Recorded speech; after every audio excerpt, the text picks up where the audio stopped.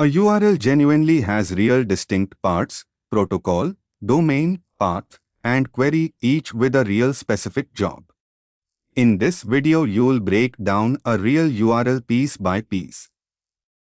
The real protocol, HTTPS, genuinely specifies how to connect. The real domain genuinely identifies which server to reach. The real path genuinely identifies which resource on that server.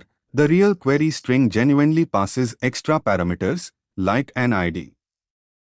This real link genuinely combines a relative path with two real query parameters, ID and sort.